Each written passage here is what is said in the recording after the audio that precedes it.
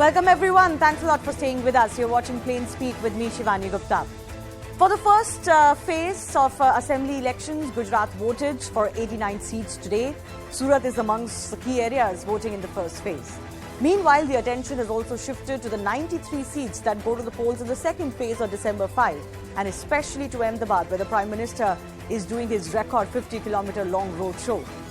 This came after the Prime Minister raised the Ravan attack against him by new Congress chief Kharge in a rally today. Could this barb cost the Congress badly? That's one of the big questions we asked today, along with the impact that Prime Minister Modi is going to have in his home state. Remember, 27 years of anti-incumbency that his party is facing. And the Prime Minister's personal connect with the electorate in Gujarat is a key factor in overcoming that. Can the BJP do that, and with flying colours as they are projecting? All that and more with our guests in just a bit. First, a look at the voting percentages today. The voting numbers in 2012, the first phase witnessed a voter turnout in excess of 70%, which dropped a little bit to about 67%, under 67% in 2017, which was the last assembly elections. Today, till 5 p.m., the percentage stands at 57%. But mind you, the voting continues beyond 5 p.m. for those already at booths. Tonight, a provisional percentage will be given, and the actual definitive numbers of polling percentage usually get confirmed a day later. So it's possible the numbers this time around could touch the numbers at least from last elections. And what would those percentages mean for the BJP? Now, by now, most opponents of the BJP have learned that attacking the individual Narendra Modi doesn't work for them. Rather, it backfires.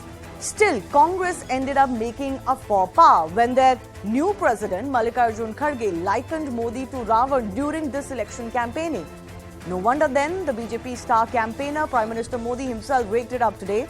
Before we get you exactly what was said by both sides, let's take a look at some prominent attacks on the Prime Minister from even before he became the PM and how that has gone off for the opposition. So we all remember the Maut Ka Saudagar barb by Sonia Gandhi, then Congress president. Now, this happened in 2007, and the result was that the BJP won 107 seats in Gujarat Assembly elections that year. Cut to January 2014, Manishankar Ayyar, famous for his attack ahead of the Lok Sabha elections, that they will find a job of a chai wala somewhere for Narendra Modi. The result, the BJP actually alone won 282 seats in the 2014 Lok Sabha elections and came to power, although as part of the NDA, but on its own might. October 2016, Rahul Gandhi said the Prime Minister indulged in khoon ki dalali. The result, the BJP won 324 seats in the 2017 UP Assembly elections. That was also a landmark victory for them. Cut to December 2017, Manishankar Ayyar once again ends up calling Prime Minister Narendra Modi Neej. The result, the BJP wins Gujarat Assembly polls with 49.1% votes, although it was a little bit too cut for them, but eventually they did win. Now, over the next few years, from 2018 to 2019, Rahul Gandhi, remember, had launched the entire Commander-in-Thief campaign, the Chaukidar Chor Hai campaign against the Prime Minister. Manishankar Ayyar was at it again, calling the Prime Minister Neech again. Mayawati had said that Modi abandoned his wife. They often drag in his personal life, his mother as well. Congress launched that entire Chaukidar Chor Hai campaign, and the result, the BJP came back for the first time at the centre for a back-to-back term, and this time their majority even increased, 303 seats in 2019 Lok Sabha elections. Now listen in to what the PM said today, responding to what Mallikarjun Kharge had said earlier. Modi को देखकर vote दो। अब भाई तुम्हारे को तुम्हारी सूरत कितनी बार देखना, कारपोरेशन में भी तुम्हारी सूरत देखना, एमएलए इलेक्शन भी तुम्हारी सूरत देखना, एमपी इलेक्शन में भी तुम्हारी सूरत देखना, हर जगह कितने हैं भाई? क्या आपके रावण के जैसा 100 मुख है? क्या है? समझ में नहीं आता मुझे। અને કોંગ્રેસ પાર્ટી એને ખબર નથી કે આ રામ ભક્તોનું ગુજરાત છે. હવે તમે મને કહો, રામ ભક્તોના ધરતી પર, રામ ભક્તોની સામે એમના પાસે બોલાવડાવવામાં આવ્યું કે તમે મોદીને 100 માથાવાળો રાવણ કહો. બોલો ભાઈઓ બહેનો, આપણે જાણીએ છીએ કે આ કોંગ્રેસ પાર્ટી એ રામના અસ્તિત્વને સ્વીકાર નથી કરતી. આ કોંગ્રેસ પાર્ટી અયોધ્યામાં ભગવાન રામ મંદિરને પણ ભવ્ય રામ મંદિરમાં પણ એનો વિશ્વાસ નથી. આ કોંગ્રેસ પાર્ટી એને તો રામ સેતુ સામે વાંધો. એવી કોંગ્રેસ પાર્ટી મને ગાળો બોલવા માટે રામાયણમાંથી રાવણને લઈ આવી. બોલો. So the big question we asked today, just to what extent can the Modi magic work again for the BJP? It's almost a given that it will, but to what extent? Because they're facing anti-incumbency of 27 years this time around, and especially when it comes to the sentiment on personal attacks against them.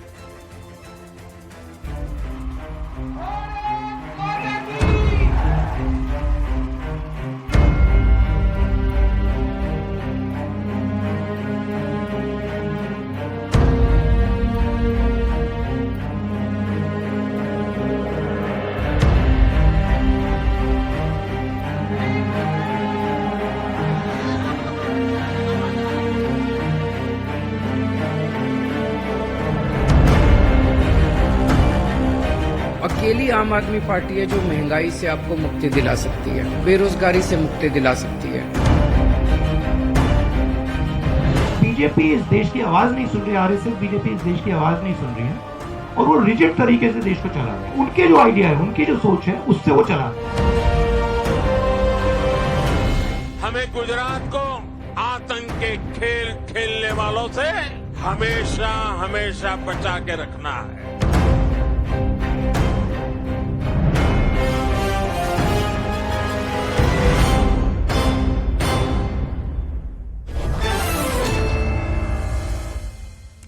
I must begin by saying that as far as elections go, this one is looking possibly one of the easiest, or the one-way election as many are terming it, because on ground there are no big issues that people are talking about. Not just that it's not being talked about by the media, but people on the ground are not talking about it.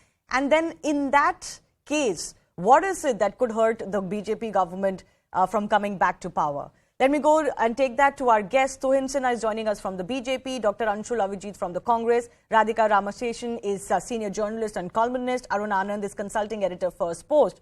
I want to focus on the fact that the Prime Minister raised the Ravan attack against him today. Dr. Anshul Avijit, I want to begin with you. Why does the Congress party keep doing this? Why does it not learn its lessons? You must remember that, the Prime Minister himself has not been averse to such attacks, invoking mythology for characterization in order to mock.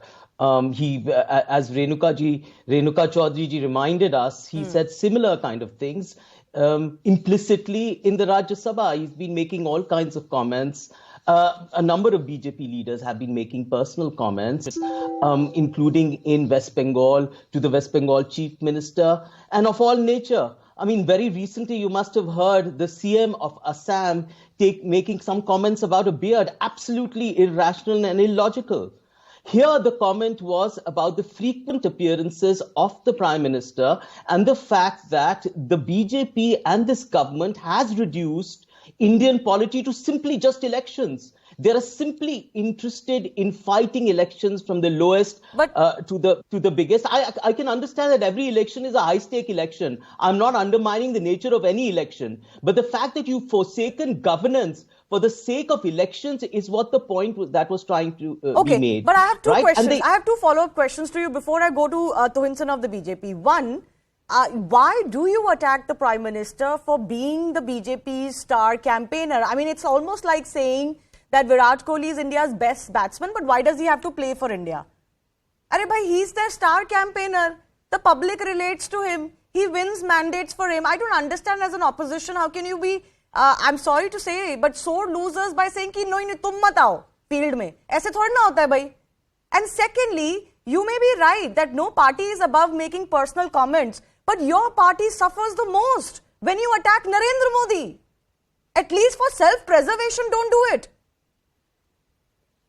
Indian democracy, I have always maintained, is highly invitational. The Prime Minister has every right to go to every single campaign he chooses. Then? Nobody's denying him that. What we are saying simply, and what Khadge Saab was saying, was that Indian polity has been reduced by this government and by the Prime Minister himself simply to elections itself. So how has the one second, how has the BJP done that, or how has the Prime Minister done that? Are they saying कि इतने election extra कराओ? वो उन्होंने कुछ extra election करा दिए क्या India में? जो election होते थे वही हो रहे हैं ना? No. You don't. Over the period of which BJP has been in power, you must realize that everything has been about winning elections by hook or crook. Even elected governments are made to fall by their Machiavellian crooked method. You know that. But do you know what Anshul, that's a separate argument. But I fundamentally cannot wrap my head around the criticism that you're fighting elections well. That can't be a criticism. It is an election speech. What is happening in Gujarat? By the way, you said that there are no issues on the ground. I completely disagree with that. There may be no issues in the noises that are created above the ground, in the spaces which are controlled by the media, but in the ground, as our micro strategy tells us, there are a number of issues related to inflation, about unemployment, about gross iniquities and mismanagement, which roots go back right to the mismanagement during the pandemic. I only said that because today was the first phase of polling, and through the morning we spoke to multiple people from all cross sections on ground in the first set of polling of the 89 seats, and actually nobody talked about inflation. So what Shivani, am I supposed to do? Am I supposed to ignore that? No, I'm not saying that I'm not saying that that's a definitive, indication that literally nobody has an issue. Of course, that's not the case. But generally when we cover elections, we do get the people talking about what matters to them. Here they did not. As a journalist, I have to acknowledge that. I cannot bury my head in the sand. Shivani, nobody is undermining your report or what you got from the ground. But let me tell you another picture. Let me tell you what is happening on the ground from the feedback we've got. There is a huge amount of discontent. There were 27 agitations that were going on in Gujarat prior to this election, and they're still going on. Now, how it translates into vote, we will see. Okay, but fair enough. Fair enough. I come back to my fundamental question. The Prime Minister roadshow and a record roadshow of 50 kilometers. I think the route of the Rath Yatra is being recreated, and this is happening in Ahmedabad. Those visuals are on the screen. So, very quickly, your comments on what Anshul is saying, that listen, your party also makes comments. Narendra Modi himself has made comments. What is so earth-shattering about what Kharge said? Good evening, Shivani. Good evening to all your viewers. Well, I will, without mincing words, tell you why exactly Mallika Arjun Kharge ji made this Ravan jibe against Prime Minister now. He said it because the previous day, the Prime Minister had put the Congress party on the mat by hitting a raw nerve, which is the Congress's soft approach towards terrorism. In fact, I have written an article on how the Congress party had compromised national security in those years. So whenever you make an accusation of that, the Congress gets rattled, and to deflect attention from that, the Congress said something very absurd, which it knew would grab media attention, which it did. But, in fact, it would have been better if the media had stuck to that and asked them to respond to the Prime Minister's queries. This is the reason why Mallika Arjun Kharge on this particular occasion made the Ravan jibe. But the sad part, as pointed out by Honorable Prime Minister himself today, is that this is the party which had filed, which when it was in government, had filed an affidavit in the Supreme Court saying Lord Ram does not exist. So why is it so enamored of Ravan? It shows the evil intent, and the string of comments which have come, absurd comments which have come from the Congress party starting 2007, starting with Maut Ka Saudagar, shows their personal angst against one person who has completely vanquished the party and led it to a situation where it faces its worst existential crisis. And not from the BJP, mind you, in this case, from the Aam Aadmi Party. That's a complete separate issue that I'll get Mr. Anshul Avijit to speak on. But I want to bring in Radhika and Arun Anand also. Radhika, what do you think? Is this another faux pas that could end up hurting the Congress Party badly as far as these elections are concerned? Their prospects are already not too bright. Look, several defeats later, right from 1995, the Congress has not learnt one lesson. Of course, in 1995, Narendra Modi was not foregrounded in electioneering, but ever since 2002, he is the pivot around which every election in Gujarat revolves. He is the axis. And the Congress has not recognized this fact, which stares everybody in the face. I am really surprised. I mean, what was the need to bring in this remark about Ravan? Obviously, you know, he's from Gujarat. He's the Prime Minister. He's a star campaigner. He is even the Prabhari of the Gujarat elections, if I may go to that extent of saying. He is carrying the entire burden of the elections on his shoulders. No election is easy. And the BJP recognizes that. You know, I mean, on the face of it, it looks like a one-sided But fight. they don't leave it to chance. There are certain issues on the ground, perhaps not as serious as they were in 2017, but issues there are. So therefore, the Prime Minister has stepped up on the plate to rectify whatever deficiencies there may exist in the BJP's campaign. I am shocked how the Congress, which has not run a robust campaign to begin with, I was in Gujarat, and individual Congress candidates are literally weeping that AICC treats Gujarat like a stepchild. I mean, Mr. Kharge has given one look in finally in that one meeting where he made this faux pas about Ravan. To me, it was highly avoidable because there are other issues relating to anti-incumbency, or if I may say so, relating to disenchantment with the Gujarat government, which he could have picked upon. Because what is a party supposed to do? A party is supposed to channelize discontent in its campaign so that it converts itself into some vote, something positive for the party. And that what the has Congress not ends up happened doing is actually giving a handle to the BJP and especially the Prime Minister to evoke that sentiment about him and his connect to Gujarat and his work in Gujarat and his history in Gujarat, and then, you know, base the campaign around it. Arun Anand, what do you make of the Congress criticism? And that's what's the genesis of Mr. Kharge's statement, even as Mr. Modi is campaigning today, and he will tomorrow before phase 2, that, you know, Mr. Modi and BJP have just converted everything into an election machinery, even at the cost of governance. Shivani, you when you were, you had begun this conversation, so you have provided the answer to your question that what is the genesis of this. You have seen a pattern. The Congress leaders have been making these statements because there is a sense of entitlement in them.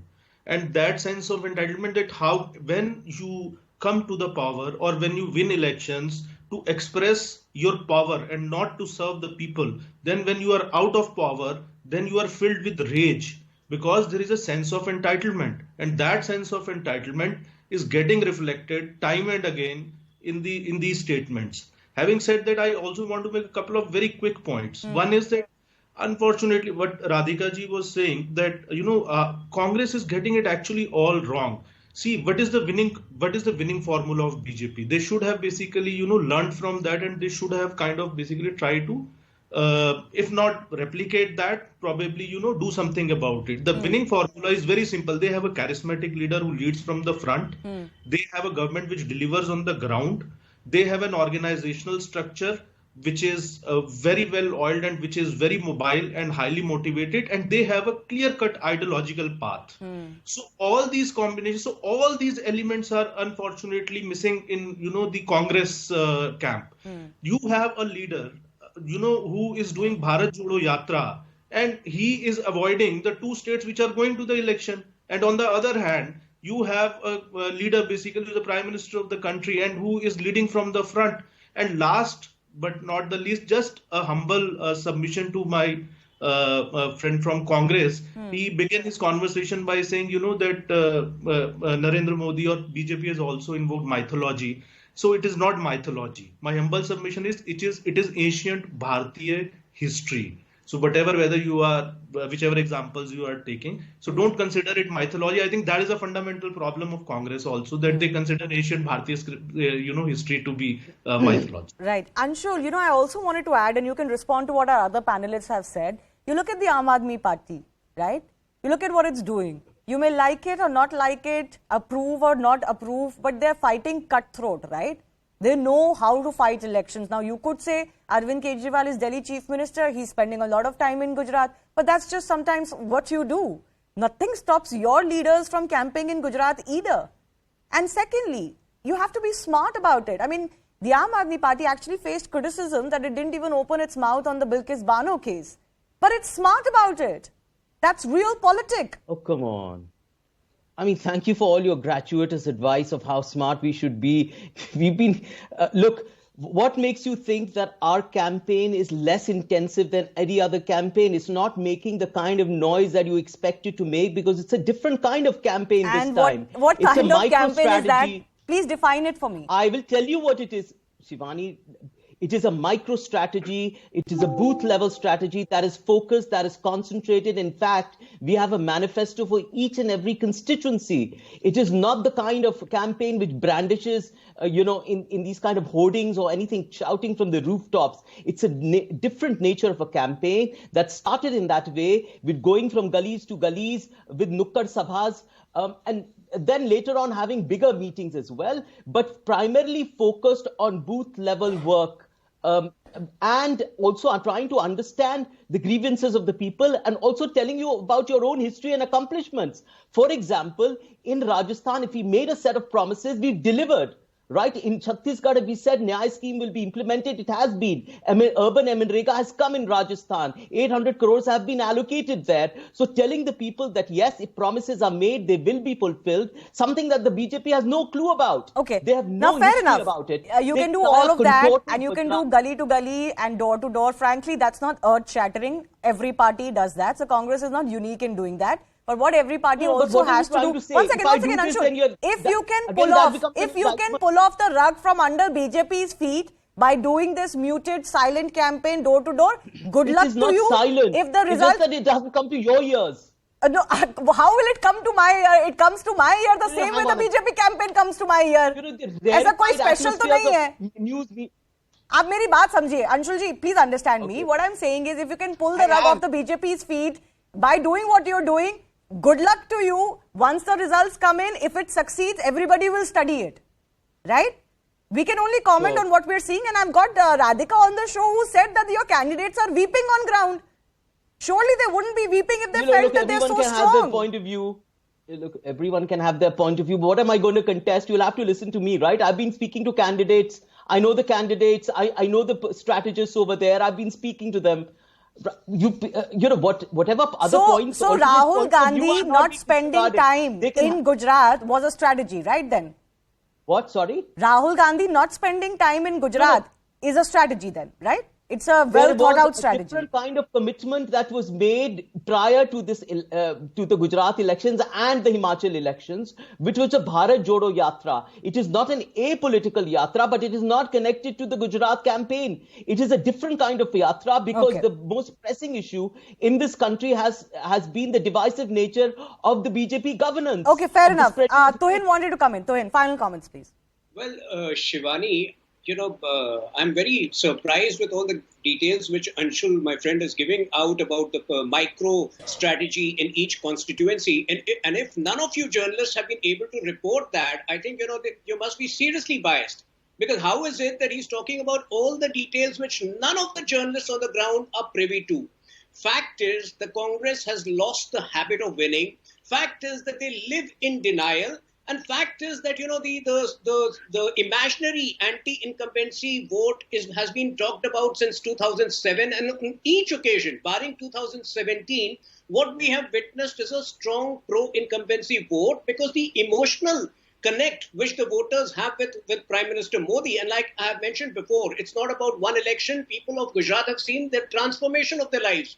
Places like Kevadia, which were, deserted places, are today tourist hubs. It has an economy of its own because of the tourist footfall. So all of these changes, Gujarat is one of the earliest states to have 100% coverage of Nal Se Jal program.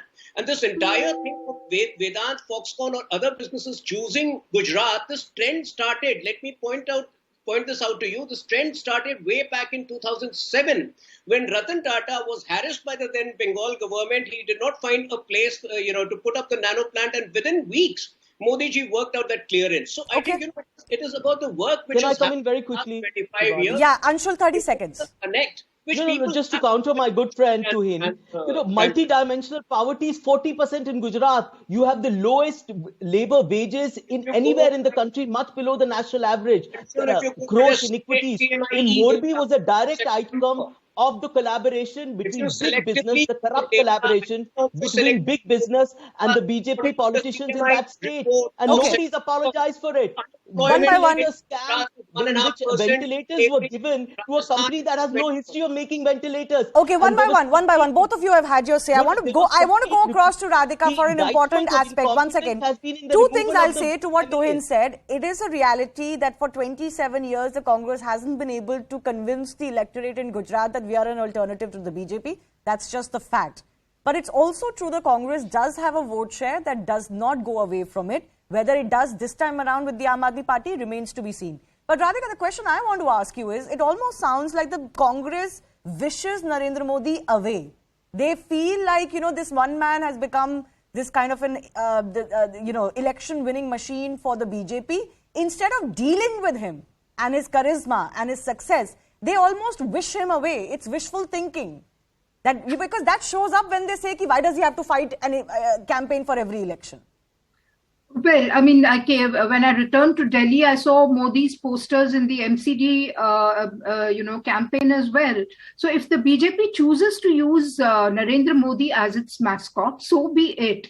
As you rightly said, it is really up to the Congress to combat this aspect, and it has failed to do so. It doesn't even have a well-defined state leadership. Perhaps if it projected an effective state leader, then, there may be half a chance of the Congress putting up a good fight. Last time there were, issues unrolled, goodies from a cupboard for the Congress. Yeah. It worked up to a point, but then in the penultimate phase, it seemed to have lost traction. And it was contained at 77 seats. From 77 to 92 was just a hop, skip, and jump away.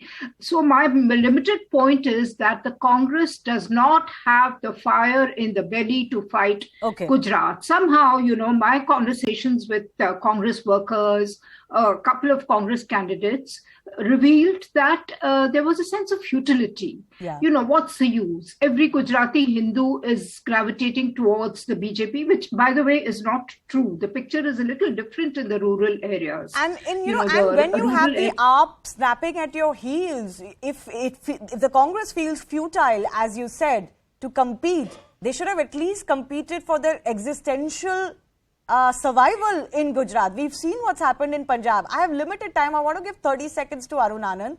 Arun Anand, the larger question we were also focusing on is whether Narendra Modi magic will be enough, and if that is the defining thing when it comes to overcoming this 27-year anti-incumbency. What do you think?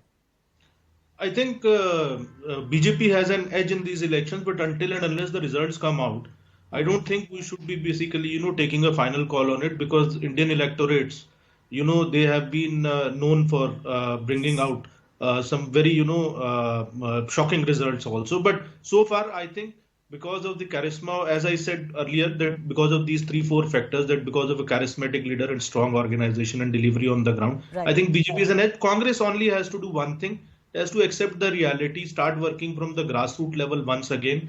And I think it is very important for Indian democracy to have broadly a centrist party, as in the opposition also. So if it starts swaying, if it stops swaying towards the ultra left and comes back to the center, I think Congress can make a comeback, a decent comeback in Indian politics. All right, I'll leave it at that. I do thank all of our guests for joining us.